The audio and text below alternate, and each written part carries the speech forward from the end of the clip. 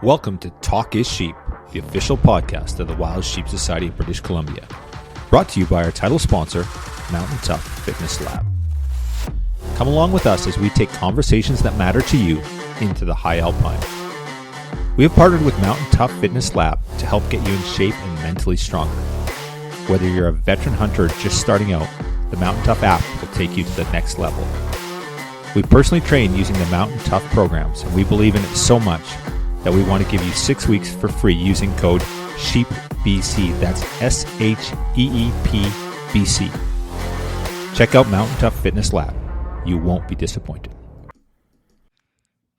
Gregory, here we are again, buddy. Yeah, that's another one in the books. How you doing? We're creeping up on 200. Can you believe that? Can you believe 200 podcasts? Oh, man. We're going to have to do something special for that. Crack a beer and listen to the fire. Yeah, awesome. This is an awesome chat with Jim Manley, author of Tracks on a Mountain, Journey of a Sheep Hunter. This thing is absolutely stunning. Great book. Jim's such a great guy. Huge supporter of conservation. I always see him down there at Sheep Week. He's on the MIMO crew, which is move in, move out. So he's helping people, and he's 77, as you hear in the podcast, and he's carting stuff around, moving, stuff in for Sheep Week just to volunteer.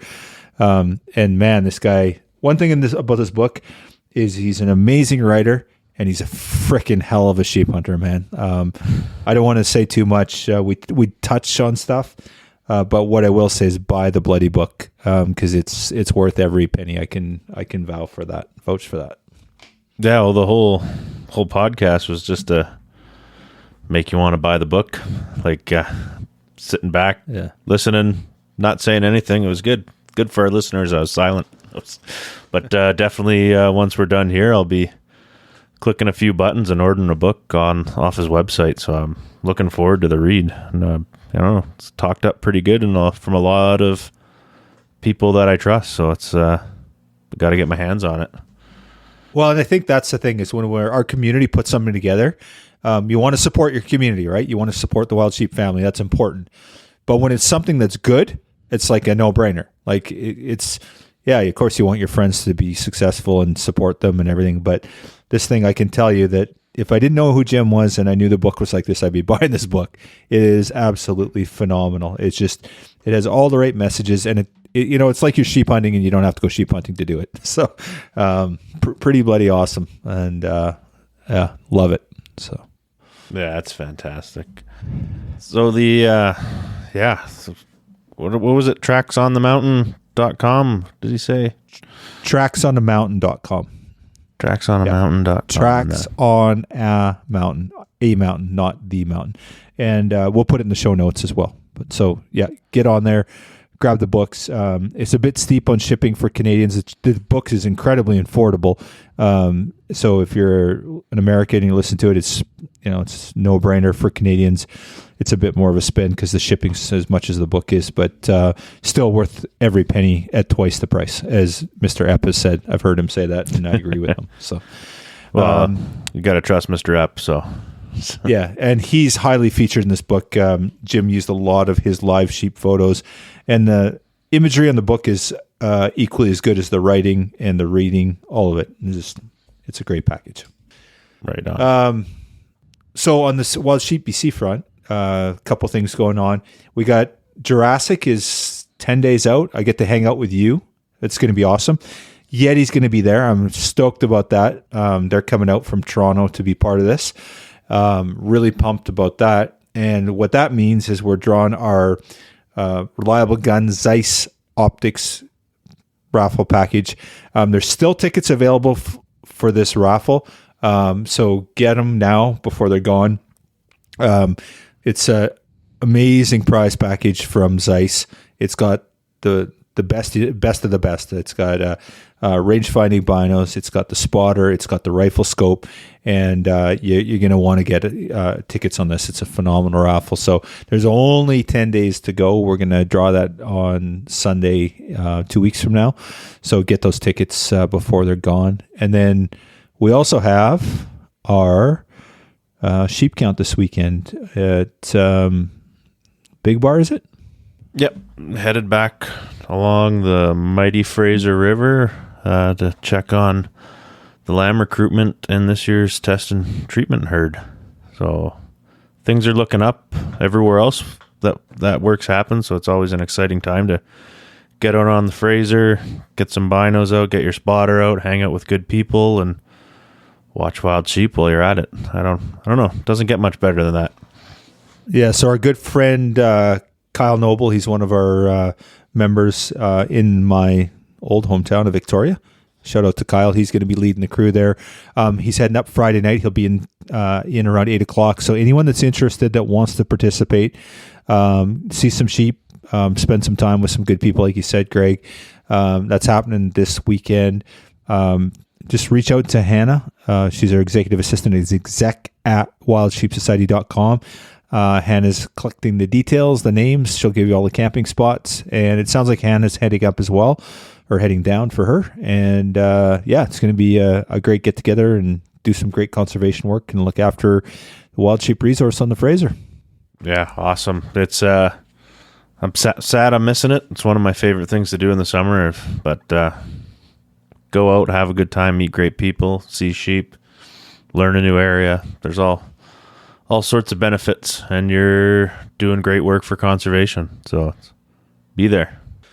Anything else? Are we off to Tracks on the Mountain?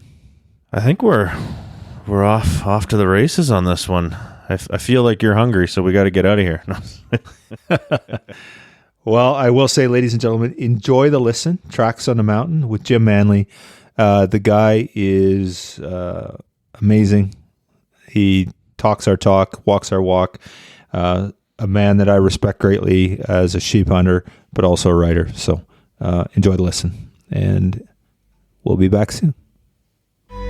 This episode is sponsored by our conservation partner, Gunworks.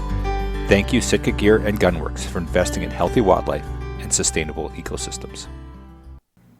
Well, ladies and gentlemen, we're back in the studio, and today we have a very special guest. It's truly an opportunity that I've been looking forward to for some time, and we're welcoming Jim Manley to the podcast. And Jim, you recently finished and released your book, Tracks on a Mountain, and it's just it's a sheep hunter's Bible. I have to say that this is a magnificent book, a magnificent read. I showed it to a couple friends of mine that are not sheep hunters, and the first thing that struck them was the weight of the book, but it's an absolute beautiful, beautiful document, beautiful read, and it's an honor and privilege to speak with you today, Jim.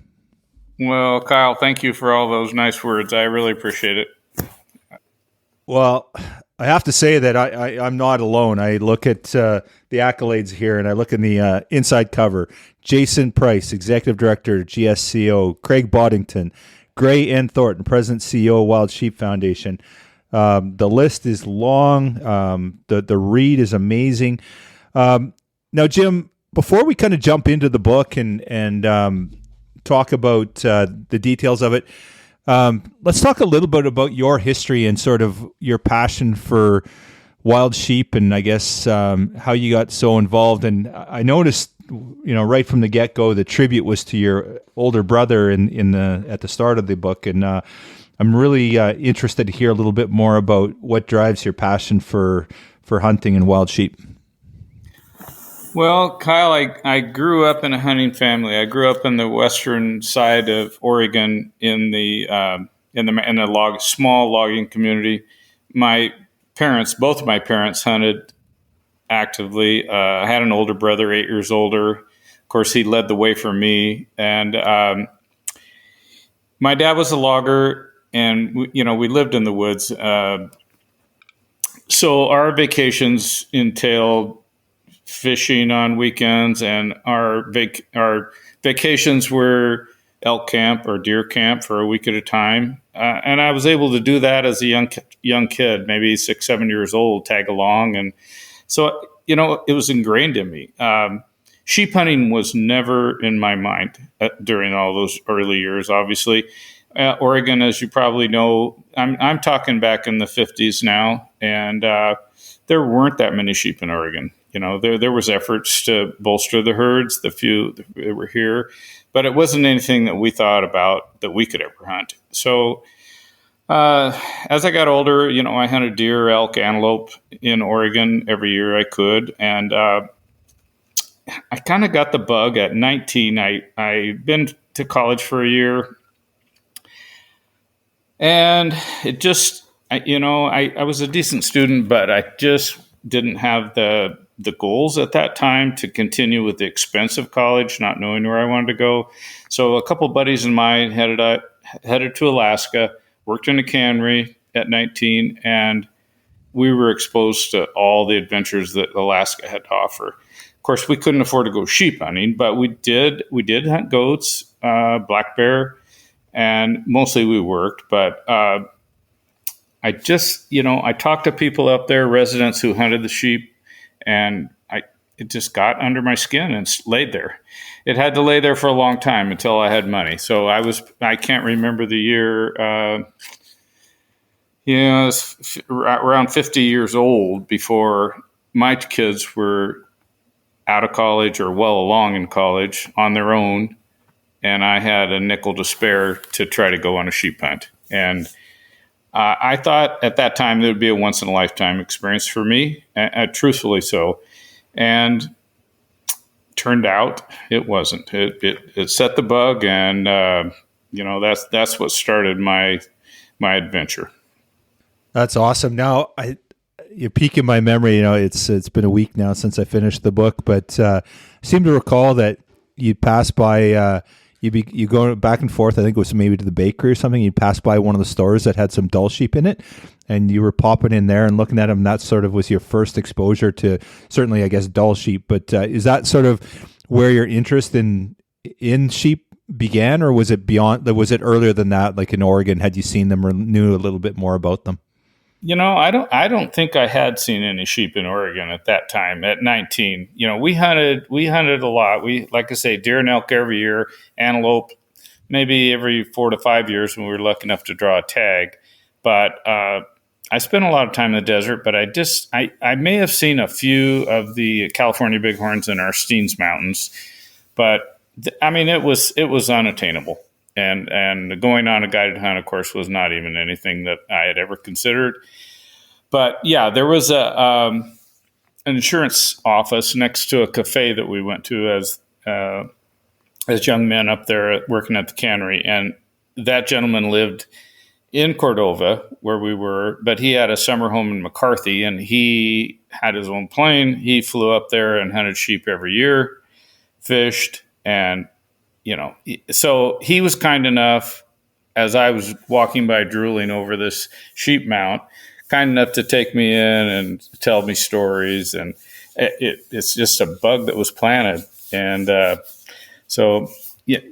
I said, it took years and years just sitting in there dormantly before I could even afford to think about it. But then it was always on my mind. And so, once I got started, it was hard to back off. So you talk a lot about in the book about sheep fever and talk about, and I just love the way it's intertwined in your stories. It's just and we, those of us that are sheep hunters, we understand where that comes from.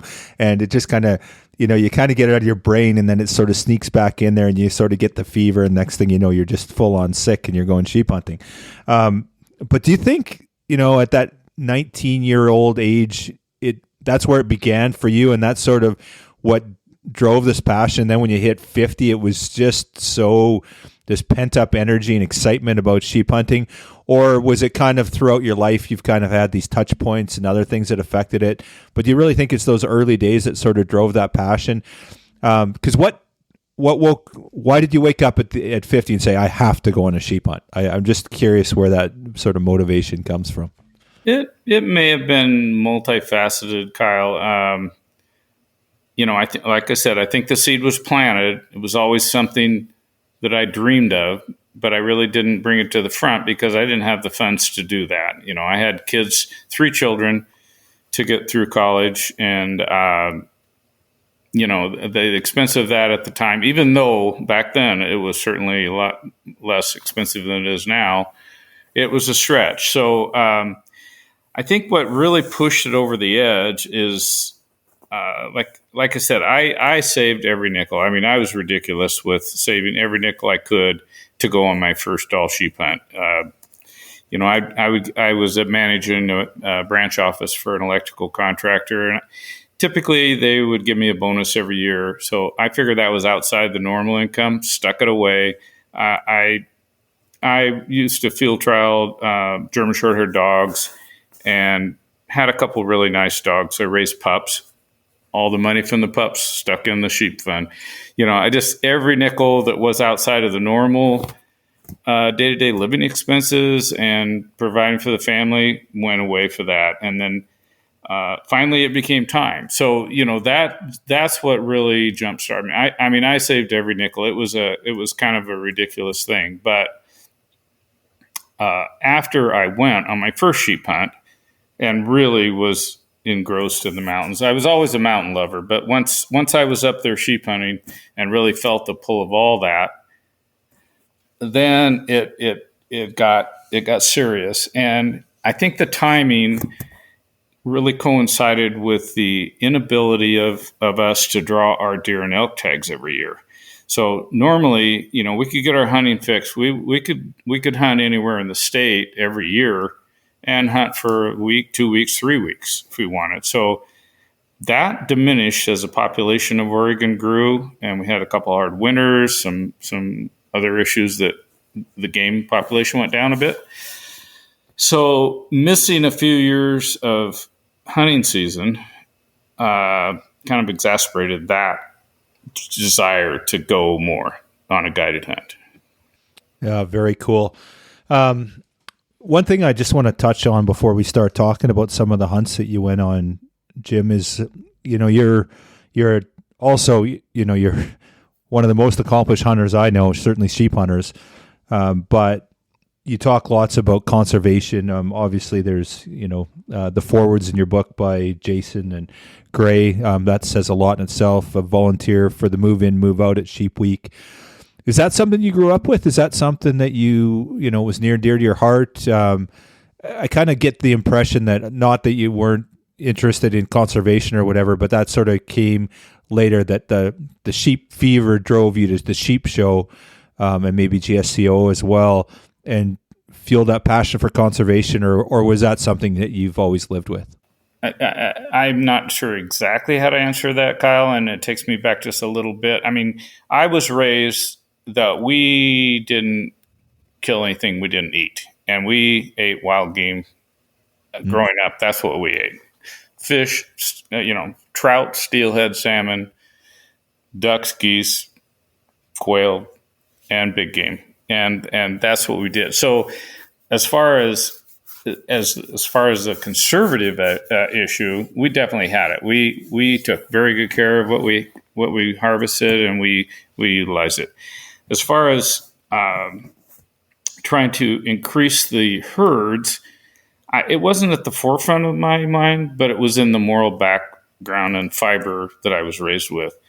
I think what really turned the corner for me is belonging to Wild Sheep Foundation, and the awareness that I got from the publications, from talking to the people, and reading about the programs and the successes and some failures, but the huge successes that it came. And that's why I wanted to be more involved. And I'd like to be more involved than I am now. Going forward, being retired, I have more time. And I think it's a huge deal. And I think we have some big goals ahead of us. Speaking of Alaska, with the diminishing herds of Dall sheep, we need to do something. I would love to be able to be involved with helping that. Well, that's awesome. And one thing I will say, Jim, is we all do our part, right? There's certain people that, maybe donate, or, to give money, or maybe their time, or maybe their skills. And, being an advocate for wild sheep, there's nothing better than this book. If anyone's ever going to get hooked on sheep hunting, it's by reading a book like this, in my opinion. And this book has it in spades. So, I feel like you've certainly done your part by volunteering with the foundation and all the other work you've done as well. But I'll tell you, being an advocate for wild sheep, I know Darren Epp does a lot of photography in your book as well, and it's these these outreaches, right? These communiques through, whether it be through someone like yourself as an author or a photographer like Darren, or the many other people that are communicating this stuff. It's really, really getting the word out and creating this passion for wild sheep, for sheep hunting, and for wild sheep and looking after them. So I think you've done a great job so far. I appreciate that. And, there's a lot to be done. And like I said, I feel like I got a few good years yet to dig in and help. So, hopefully by joining your club and the Alberta club just recently, both of them, I hope that maybe I can be involved up that way. If you guys need volunteers, boots on the ground or in whatever way, I'd like to be involved. Wow, we're incredibly grateful for that, Jim, and we definitely will take you up on it. We got volunteers heading out this weekend on a sheep count, so it's pretty cool. And yes, thank you for your support as a Life member. We're certainly proud to have you as a Life member, and we're really excited that we're going to share some of your writing and your stories in the magazine. So for our listeners and anyone that gets the magazine, you'll be seeing some of Jim's work in the fall edition. And but anyone that's got half a brain will be buying your book and listening, reading through it, because it absolutely is one that you definitely have to have on your mantle, and it's just absolutely stunning. So, Jim, let's jump right in and let's talk about sort of that first sheep hunt. So we kind of have led everyone there. We talked a little bit about saving for it, you get into your 50s and get in a position where you can go on that sheep hunt. Talk a little bit about that first sheep hunt and how important that was, and sort of what that did to you as to cement that sheep fever that you talk about so much in the book. I got everything that I ever wanted out of a hunting experience on that trip, except pulling the trigger. And I had horses at the time, and I hunted with Dixon Outfitters in the Yukon. Super good outfit, great people. They have a beautiful area, beautiful facilities, good stock, and it was just a true wilderness adventure. We rode in for 10 hours or 8 or 10 hours, I don't know how many miles, and hunted hard for our 10 days, whatever it was, and saw a lot of sheep, and the mountains were terrific. We saw other game. Everything about it was so good. Had I gotten a ram on that hunt, would that have been my once in a lifetime hunt and I'd been done? I don't know. Maybe it was the way it was supposed to be to draw me back.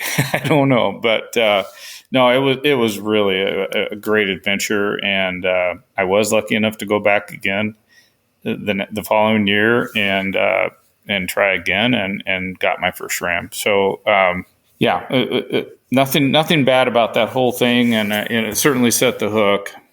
So one thing you talk about it in the book, Jim, and I'm curious to explore this a bit more, of that mentality of, and I'm a resident sheep hunter. So when I go on a resident sheep hunt, my success rate's incredibly low. I've probably been a dozen times and been fortunate enough to get a couple rams. But for someone that's spent their whole life savings with this passion for chasing sheep, and then to get up there and to come home empty-handed, what was the psyche like that? What were you going through trying to come home from that, and just you had the sheer elation of achieving this once in a lifetime trip, and was it even in your brain that you wouldn't be successful? Like, we all know that they're not canned hunts, of course, but in your brain, did you ever think that you could be coming home without a ram after that first trip? I did not. Going into it, I did not consider that. I talked with Dave, prior to going. He gave me a very good list of references. Everyone spoke highly of him in his area. I think, his success rate was very high and still is. And it just, it's just hunting. It was just the way it goes. And I was devastated. It truly was. I felt like I had spent more money than I probably should have on such a luxury, and I didn't have words for it at the time. I was totally wasted on it. But like I say, at the end of the day, once I got home, healed myself, I realized the adventure was worth every penny, and that all the things I'd learned and experienced and the people I met. I mean, the money part wasn't a factor anymore. Then it was just my internal pressure to be successful and go do it again. So, and that's what I did. That's awesome. One thing I wanted to ask you about, and I kept thinking about in the book, there's so much detail and incredible detail. Like I try and think of what I did last fall, and I can't even remember what I hunted, let alone what somebody said to me or what I was feeling at the time. And your book is incredibly detailed. The conversations, the memories, the pictures. Was there, I know part of this answer. I know that throughout the book, you never had this goal to go out and shoot X amount of sheep or get your fanaz or get your slam or anything like that. That was never really a driving factor. But then I look at the book and I'm like, there must have been some premonition that you were going to record this for posterity, because it's so detailed and so well laid out, and the emotions that you describe, they had to be documented somehow. So can you talk a little bit about that? Because you don't talk about it in the book, and I just keep thinking about how can somebody write about this with something that happened 15, 20, 25 years ago? Well, I did keep journals, not 100%. I didn't keep them on every hunt. And unfortunately, I would usually at the beginning of the hunt or on the trip up, I would keep pretty good detail. I had the time. During the hunt, I just found there was not enough time. You know, we were climbing mountains or taking care of horses or taking care of gear or doing whatever, and it was hard to really get much time to jot down stuff. But I did do what I could, and then on most hunts, if I was successful early in a hunt, I would try to recount, and a lot of times my guides would sit down with me with a beer after the hunt, and we would talk about, you know, what we did here and there on the days. And I'd try to put some detail in, and but I did keep photo albums of everything. I was always good about that. And when I decided, I think in the back of my mind, Kyle, I always wanted to write something, and maybe it comes from high school, or I liked writing in school. I had a couple good English teachers, and it was fun for me. And I think I always did, knowing that probably writing about hunting was going to be my only avenue, because that was where my true passion was. I kept those logs. I really felt probably I would only write down something and keep it on typing paper in the drawer for maybe the kids to read later, or grandkids or whatever, or just to read myself to remind me of my hunt. And but then when I injured my rotator cuff, had a rotator cuff surgery about 2.5 years ago, stuck in my chair, I couldn't do any of my other hobbies or my normal activities. I decided to go through those journals, the ones that I had, and my photo albums. And it just came to me then, well, this is a good time. Why don't I write some of this down? And I started off real rudimentary, of course, and I've never written before. So it was a big experiment, and it became a challenge for me. So, you know, I'm a project guy. I love projects of various kinds, and I just decided to experiment with that. And the more I did, the more I realized what fun it was. I was having a ball. I'll tell you, Kyle, writing this book has been just a blast for me. So fun. Yeah, well, it blows me away to hear that you've never written before, for starters. And second of all, you know, it's truly written like a sheep hunter. So when I read this, I feel like I'm talking to a sheep hunter, I'm listening to a sheep hunter, and to me, I don't catch any sense of anyone editing it, or, you know, some big editor saying, "Oh, you got to say this or you got to say that." I feel like I'm having a conversation with Jim Manley, sheep hunter. how did it work for editing and stuff? Like this thing is meticulously edited. It's intriguing. It's interesting. It's fun to read. It's relatable. Who did you get to edit it, and how did it come out so bloody good for a guy that's never written before? Well, I had a gal in Canada. I think she grew up in British Columbia and resides now in is it London, Ontario? Is there a city, London? Yeah, There is, yes. Yeah, she lives there, and I asked her to do the editing, and but I also told her that I really wanted to leave my voice in this because I didn't want it to come out like someone else said it, and so she did her magic as far as punctuation. There's some spelling and punctuation, and rephrase a few things, and occasionally Christine would change a phrase, but if I didn't like it, I would change it back and send it back to her and say, I just would never say that, Christine. That's not anything that will come out of my mouth or in my mind. And she said, well, it's going to be your book and it needs to sound like you. So as long as we have it grammatically correct, let's go with it. So maybe that's what you're seeing.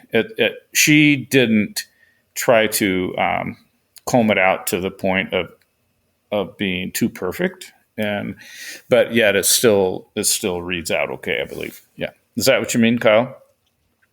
Yeah, and it certainly does read out okay. It's well, kudos to you, and certainly kudos to Christine for whatever she did at her part, because it just reads so nice, and it's so.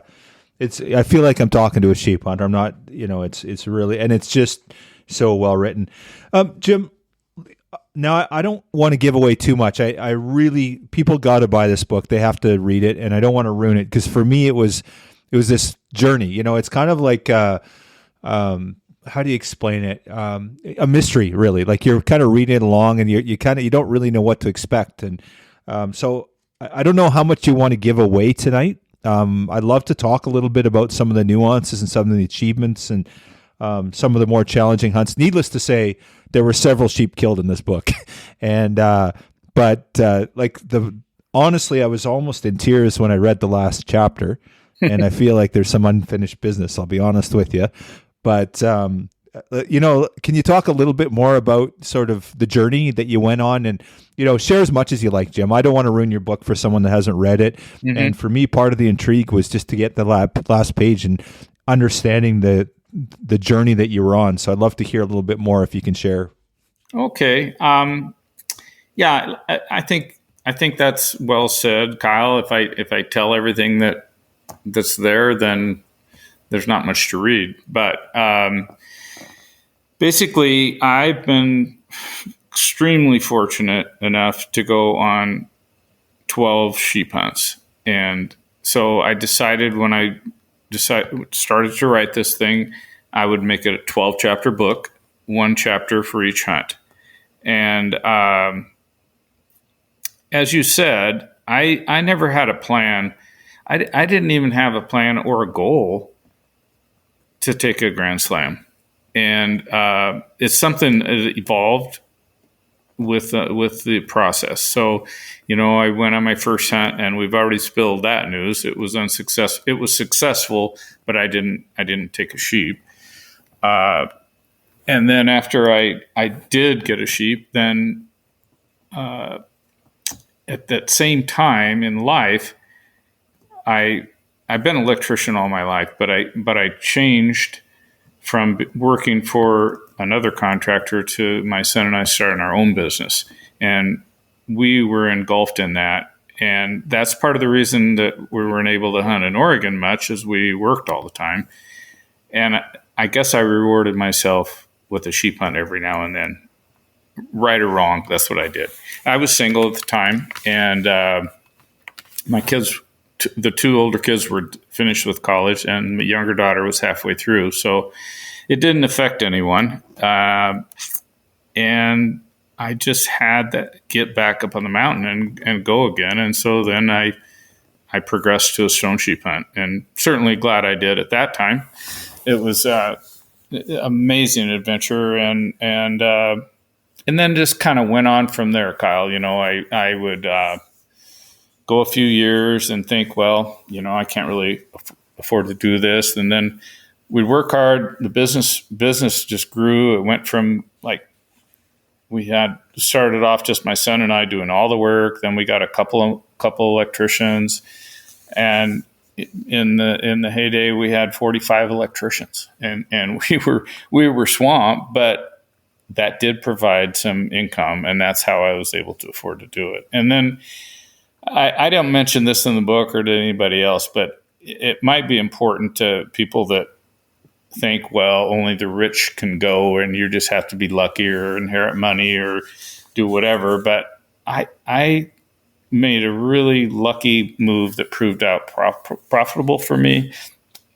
I believe it was in 2008 when we were having a major recession here in the States, and you guys probably did too at the same time. Our business, we were fortunate. We were doing some electrical work at data centers that were oblivious to the recession. So we were working full speed. And I ended up being able to buy a couple small commercial buildings from the banks, bankrupt folks. And I bought these small buildings at a very cheap price. And then as the years progressed and work got better, I was able to pay them off. Then that revenue turned out to be my vacation money and my ability to go hunting. So I had the buildings paid for, the income coming in, stuck it away, and that's how I could afford to keep going with my passion. So it's an awesome success I could story. probably, excuse me, Kyle, for interrupting. I could probably go on about more of the chapters, and I'd be happy to. But the whole story is a progression of my work and how I was able to fund this stuff, and then it just kept going, So I don't know if you want me to get in more detail. Yeah, no, absolutely. Feel free to go on as much as you like, Jim. The one thing that's really prevalent in this book, and it's so true about sheep hunting, is the challenges. There were so many challenges along the way, and there was the challenges on the mountain and off the mountain. So about coming home and you had a successful hunt, and even that first story where you're unsuccessful, but there were many throughout the book. If you don't mind, just talk a little bit about some of those challenges, and when you think back now over all you accomplished and all the things you wanted to do, what was one of the bigger challenges, or the one that stands out the most of like, holy crap, I did this, that was amazing? Can you reflect a little bit on that for us, Jim? Well, I think being a blue collar person raised in a modest income life, and being a construction worker, I think one of the challenges was figuring out how to fund it, and I think I just did speak to that. So that's how that evolved with the initiative to try to start our own business, to work extremely hard, and then the good fortune to be able to buy a couple of those small buildings at discounted prices, and then get them rented, and basically I had two jobs doing that landlord work and the contracting. And that's how I could afford to do it. So that was the biggest challenge, finances. And we could spur off on that. That's the hard part right now, is when I talk to younger folks. Of course, I'm 75, so everybody's younger. But I talk to people that really want to start sheep hunting and haven't yet. It's really tough for me to even talk about that. I have a heartache trying to say, well, it's going to cost you $40,000 to go on a Dall sheep hunt, an entry level hunt. And, the stone sheep hunts, are on and on. So I know I'm kind of sedging off the subject, but that is another sidebar. I don't know, maybe we want to talk about that. Do you have any ideas on that?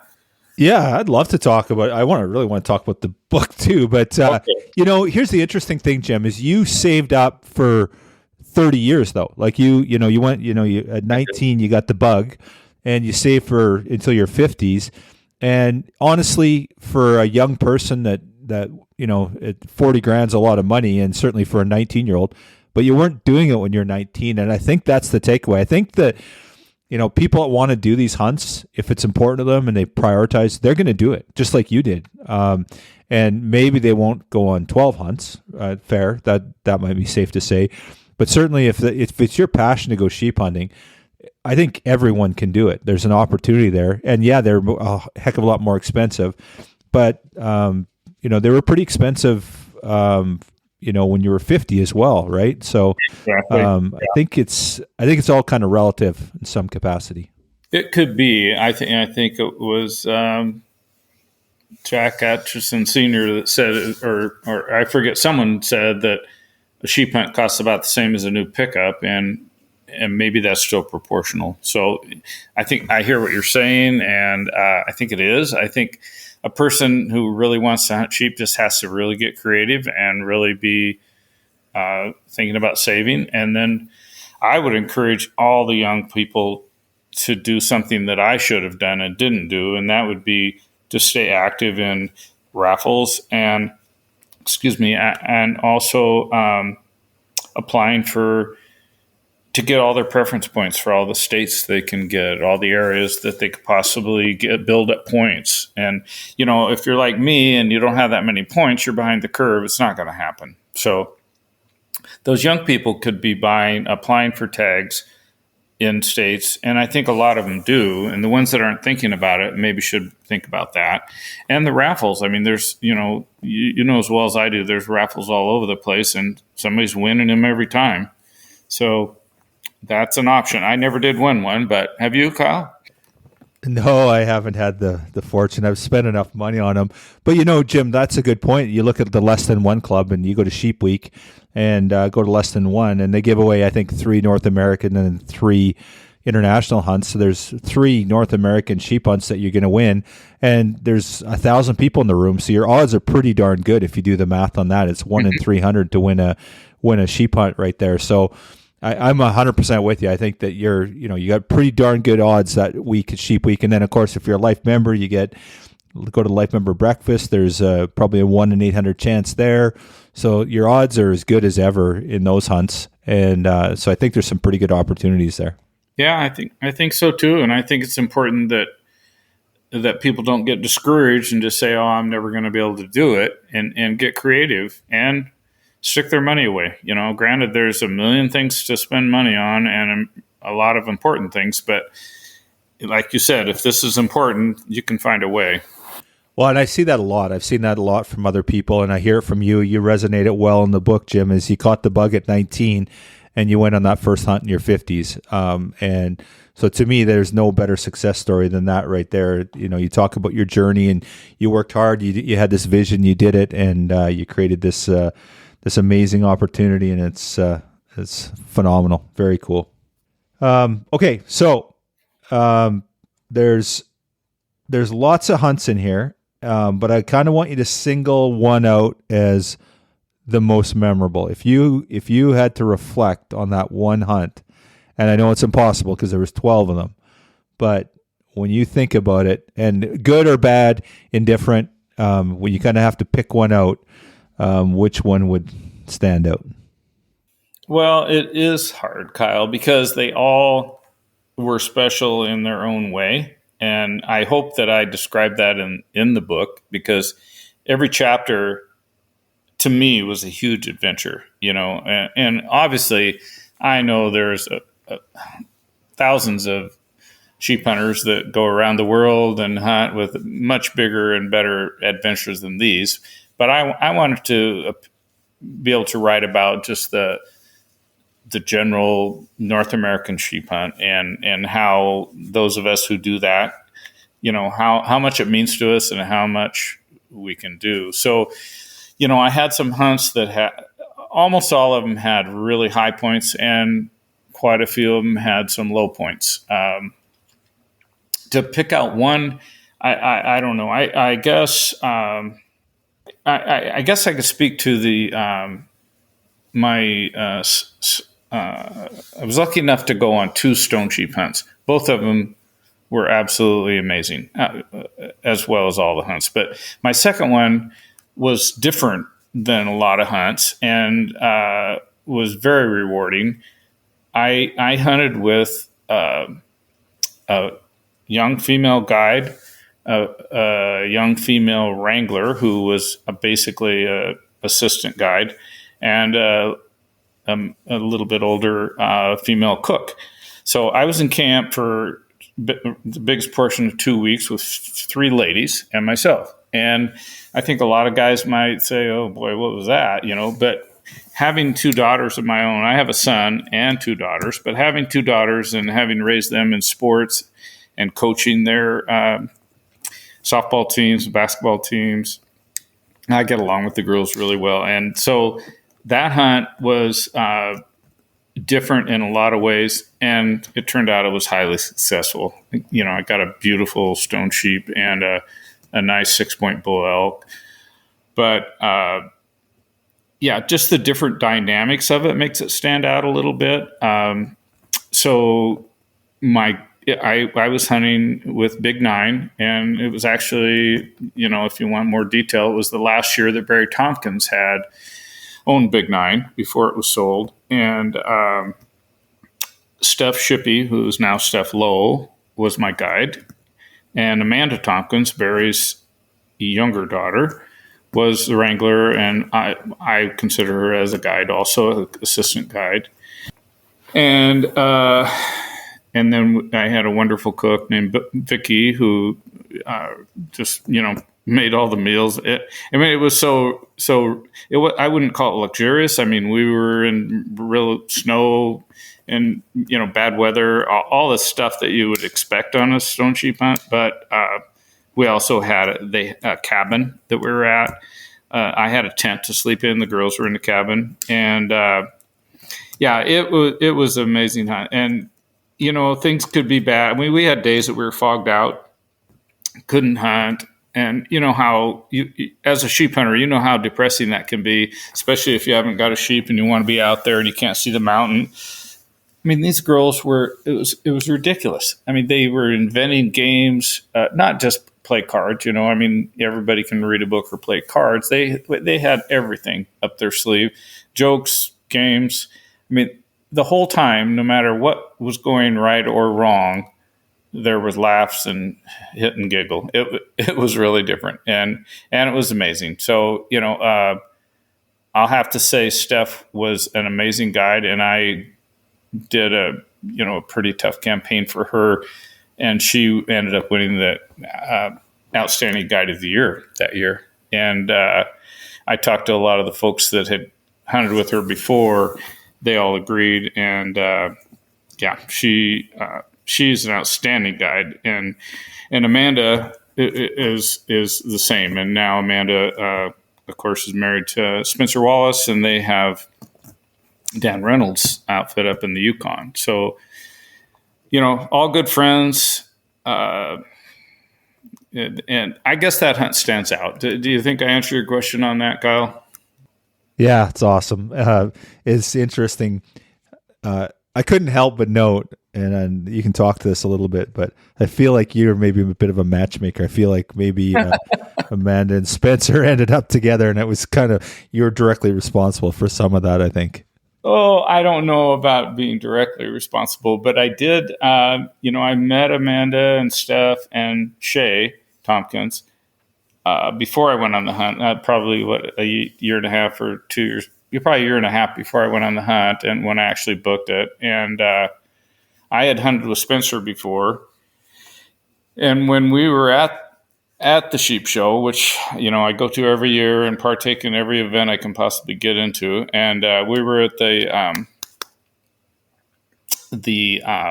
packing competition, and I ran into Shay, and we were sharing a beer, and Amanda was working. She was packing with one of her guy friends there, and Shay explained to me that that Amanda and Spencer had been talking a little bit. And I said, "Oh, are they an item? Are they together?" And she says, "No, I don't think so, but they've been visiting." And so anyhow, and I got later that night or the next day, I don't remember. I text Spencer because, like I said, I'd hunted with him, got to know him really well, and I said, "You better get a little bit closer here. This is quite the gal. She's really special." And about a year later, he called, or when I was talking to him, he says, I appreciate that little nudge. He said, I took that to heart and did follow up a little more often, and we're going to be engaged before long. So I don't know that I had any part of that, to be honest, Kyle. But Spencer did say, thanks for the push. So, and they're married now and just had their first child. So you may or may not know that, but they just had a little baby girl not long ago. So all good. That's awesome. Great people. And I have to add, cool. Kyle, if I can get in the middle of what you're saying, and I told you that, I definitely just wanted to follow your lead, but I think one thing that I've gained out of these years of the sheep hunting and is all the friends that I've made and all the people that I've met that are either close friends or casual friends or just acquaintances and, like-minded, maybe have different philosophies on some things, but it's just a wonderful fraternity and hardworking people that care about the environment and care about the resource. And, to me, that's way more important than the fact that I was lucky enough to get 11 sheep is the amount of people that I could sit back and say, I should call so-and-so and see how they're doing, and that's been super rewarding for me. That's awesome. What's interesting, that was exactly my next question, is that, this book is almost as much about relationships as it is about sheep hunting. It's interwoven in there. It's about the relationships you've built over decades, over years of going to Sheep Week and getting to know people and, building these relationships. And it was really, really prevalent for me throughout the book. And I found it particularly interesting too, because these are a lot of my friends, maybe friends is a stretch. They probably wouldn't say that about me, but I know a lot of these people and they're really, really good people and people that I see all the time and, every year at Sheep Week and quite often beyond. And it's pretty cool to hear and see that dialogue. And it's interesting, Jim, like I remember you from Sheep Week. Obviously you do so much work and you're volunteering, move in, move out and stuff. And I hadn't realized that you were writing the book. And I was, as soon as I seen your photo, I'm like, oh, darn, that's Jim. I recognized it. It didn't come to mind I hadn't put two and two together at the time. So I thought it was very cool to have that experience. Yeah, and the same with you, Kyle. I've seen you there a lot of times, but you're busy doing your thing, and I try to stay busy as well as visiting all my Canadian and Mexican friends that I never get to see except once a year, and it's a busy 3 days, and it's sure been rewarding the last few years, hasn't it? Profitable. I mean, as far as for conservation, I mean, we're ringing the bell really hard. Yeah, a lot of good things coming out of it, and a lot of just again that sheep I call it the sheep family, and just such a great group of human beings that get together and so passionate about it, and and you go to different shows, and Sheep Week obviously is the core of it, but there's all these other shows too. I know you're a big supporter of Grand Slam, and rightfully so with all you've achieved. So the one thing for me, Jim, that I think lots about and is, do you feel with the book there's any unfinished business? I don't know if that's fair to ask, but I had to ask it, and do whatever you want with that, because again, I don't want to ruin the book for anyone. So, well, that's tough. Like as I said before, I'm 75. I've needed a knee replacement ever since. Oh, gee, I don't remember what year, but the mountains are getting a little tougher. But I won't say never. Never say never. I haven't been for a couple of years now, and I'll tell you, the bug is starting to grow on me pretty hard. So I did apply for some raffles this year, unsuccessful. Some of the state raffles, and I would love to go a couple more times, Kyle. Let me put it that way. Will I? I'm not sure. I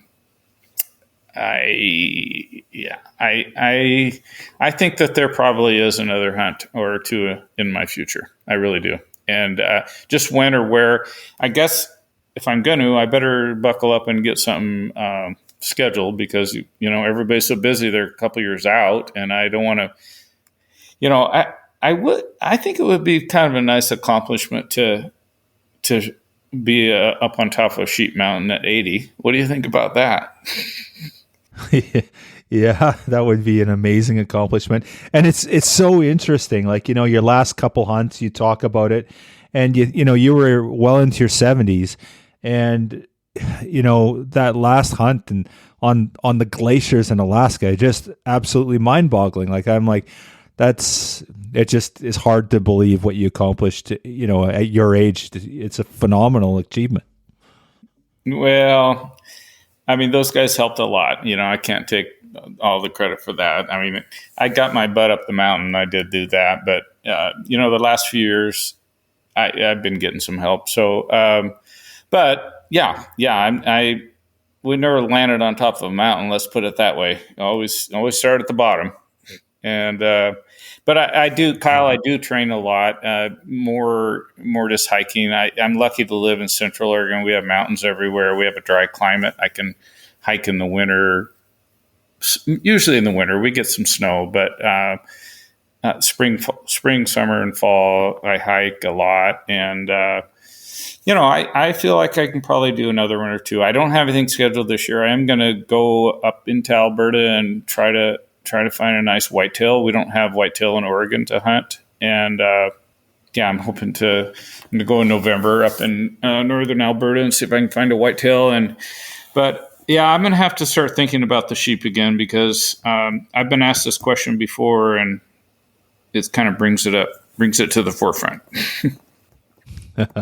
Awesome. Jim, if you don't mind, talk a little bit about mental toughness versus physical toughness. There's a lot of, one thing that I feel like you do an amazing job of in this book is give a true depiction of what sheep hunters live through, that sort of adversity and the challenges and those times where you think you're just done. You're absolutely done. There's, you talk about your 18, 20, 24-hour days, getting off the mountain and failure and successes. How much of that is mental toughness, and where does that come from you? Is that something you've always had instilled by your older brother in those early days, or is this something that you've sort of developed as a sheep hunter as you mature?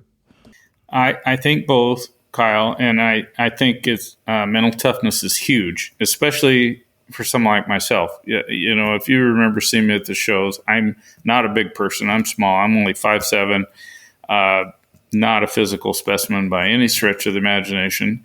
And in order to succeed in all the things that I want to do in my life, I had to get mentally tough, even with work and careers and sports. When I was young in high school, I was in all the athletics, but I had to be mentally tough. And I don't want to sound like I'm what Craig Boddington said one time. He says, "I don't want to polish my own apple." I thought that was a great phrase. I'd never heard it, but I don't want to sound like that, but I did develop mental toughness. I think I inherited some from my dad and my brother, and I saw it in action from my father and having an older brother.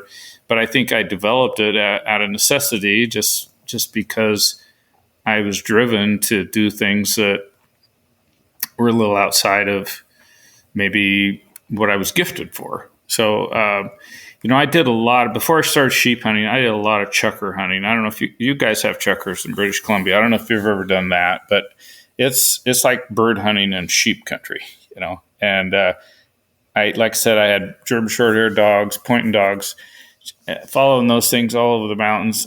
That was a challenge, and just to get your butt up the mountain that far to go have a dog, or to go flush a covey of birds, you had to be pretty mentally tough or focused or crazy, one of the two. And I think that mental toughness can make up for a lot of physical handicaps. And, in my later years, my knee's been really bad. I've got the old age aches and pains that we all do at my age. So if you dwell on them or baby them, then you're not going to go sheep hunting anymore. And so that's when you ask me the question if I'm going to go again. I think that's what kicks in, is that mental stubbornness, if you will. I think I want to. Yeah. Okay. So The world's your oyster. You can pick any sheep hunt anywhere. What do you narrow it down to? And I know that's putting you on the spot, but if you were booking a hunt today and you weren't thinking about anything other than this is the hunt I want to do, where are you going and what are you hunting? Well, something that's been in the back of my mind my whole life, and I've never gone overseas to hunt, but a Marco Polo, it sounds like the epitome of sheep hunting. And I know a lot of guys have done it, and a lot of guys have encouraged me to do it. A lot of guys encouraged me to go hunt the tar and all that. And I just always felt like I wanted, I love Canada. I could live there real easy if you guys would take me in. But I just felt like I always wanted to spend my money and go back up to Canada. And I did do 2 hunts in Mexico. They were equally as fun. But a Marco Polo would probably be at a real high level, but I worry about the altitude a little bit. And then, unfortunately, I think there is some concern now about getting your animals out, of some of the countries with the situs situation is getting tougher. And so I don't know. I would love to. I mean, stone sheep to me are the most beautiful and the prettiest of our North American, but I feel like I've taken 2, and I think I would probably be greedy to take another one. So I think I would leave that for someone else. So something I haven't hunted, and I guess this would be my most favorite thing, but I don't know that I can. It would be to take a California bighorn in my home state of Oregon. But I've applied for 50 years and haven't got the tag yet. So I don't know how long I should wait, Kyle. Maybe that's your 80th birthday present. There you Perseverance. go. Well put. So Jim, now you talk about Jeff, and I know you do some. Jeff was your business partner, your son, and you guys did some hunting together. Has he kept his sheep hunting up? Is he still active, or any grandkids gotten into the game? What's the status with that? So Jeff is still a very, very active hunter. He only actually went on one sheep with his rifle when we were in the Northwest Territories, and he took a really nice ram. His problem was we were in business together. He was doing equally as well, but his kids were, at that time, they were in junior high and maybe just starting high school, or maybe to junior high and grade school. He had 2. So he knew he had college expenses ahead and a family to take care of. So guided hunt really wasn't in the books for him. He accompanied me both times to Mexico, and just as a non-hunter companion. I mean, he's an excellent hunter, great eyes, good stamina, good attitude. He's much more calm than I am. He's a very accomplished archery hunter here in Oregon, taken several mule deer and elk, and he hasn't gone sheep hunting again. No, to answer your question. And the grandkids, I think it's a sad situation on that. As far as 3 of them are too young yet, so that there is hope there. The 2 that are old enough are my son's kids. They did not develop hunting attitudes because tags were so hard to draw. They weren't able to draw tags and go. And if you can only get a tag once every 5 years and none of your friends hunt, there's no motivation. I mean, there's nothing to get you going. So those 2 grandkids that are old enough don't hunt.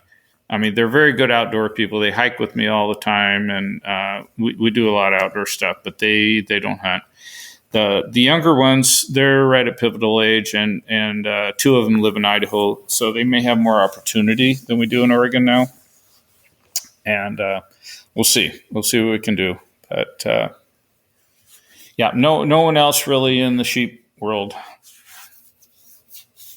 Yeah, I guess that's a good takeaway for us to reflect on, is that if we don't keep the interest in sheep hunting alive or hunting alive, then it kind of disappears, right? So we gotta be cognizant of what we got to do to encourage those next generations of young hunters to get involved and keep them interested.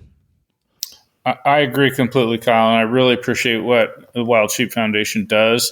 at the sheep show and at different levels, local levels, getting the young people involved. I know the Nevada, I believe it's Nevada Bighorn Bighorn group that I'm involved with that also. I mean, I'm a member.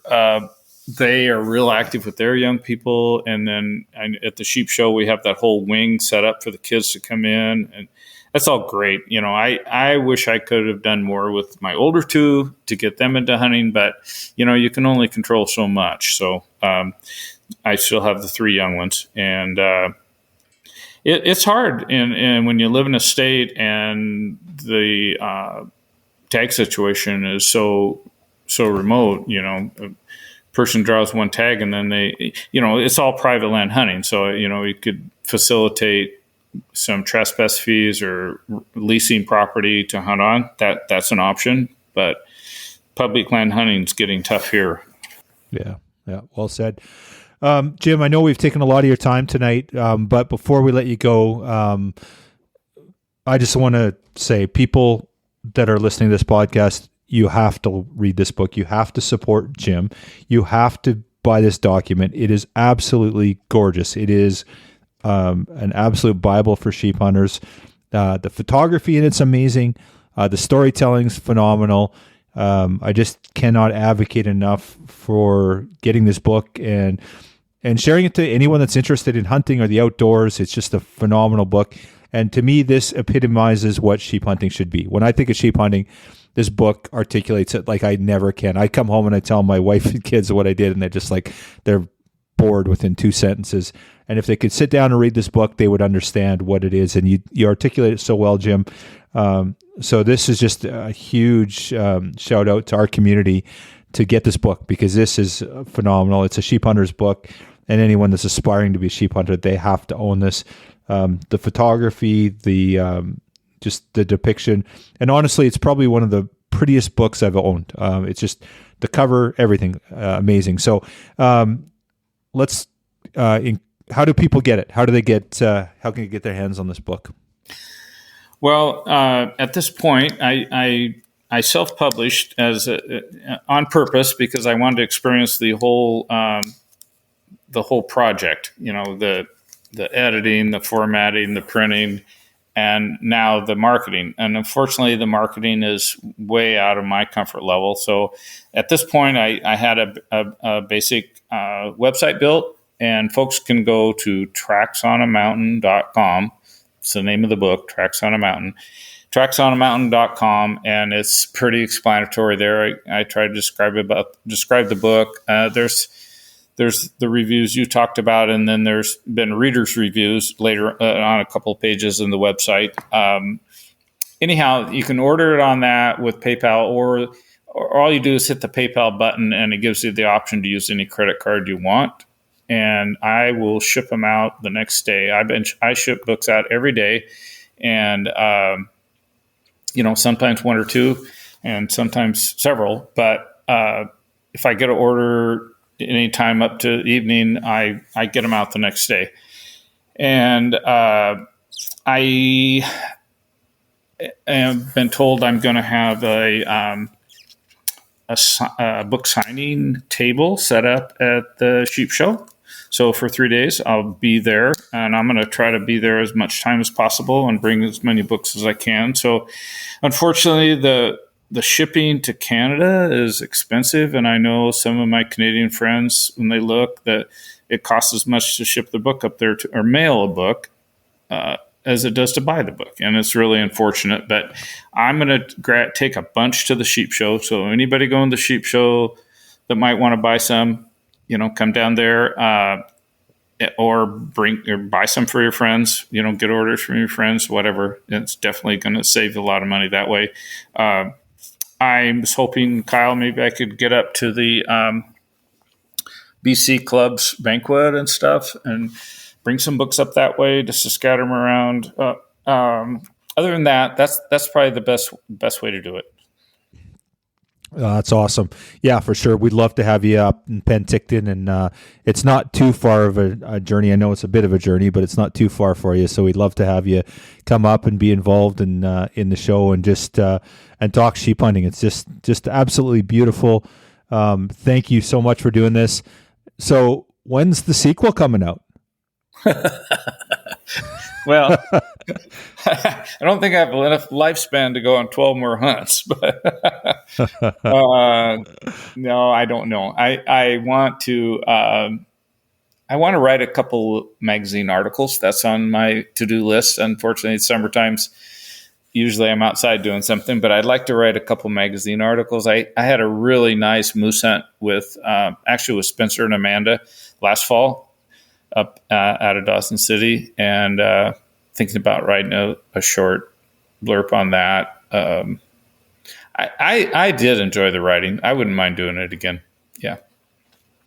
Honestly, Jim, you've got a knack for it, and like just the book itself, like not even the writing. You don't even need to get into the writing, but then you read it, and it's like, oh my goodness, and you just can't. The cool thing is you can segment it out. It's a sheep hunt. There's 12 sheep hunts. There's 12 chapters. So, if you didn't have the time to dedicate to it, you could just read a chapter and put it down and pick it up in a few days or a week later and not really be lost anywhere. But you do such a beautiful job of segueing in. You always finish up and you're talking about, the travel and then the sheep fever. And it's kind of the segue is beautiful, and it's almost a little predictable in each one. Obviously, you don't know the story, but it was the same kind of format, right? And it was it's just so well done and so easy to read, and you just did a phenomenal job. So I hope you do some more articles, more stories, and I'm really excited that we're going to have an excerpt in our magazine here, so that Canadians and our members can get their a bit of a feast on what you have to offer here. Because once you read one chapter, you got to buy the book. It does an amazing job of selling itself. So congratulations, Jim. Thank you. Well, Kyle, you've been very, very kind, and I don't know that I deserve all the accolades you've poured on me, but thank you very much, and appreciate your sharing the time with me tonight.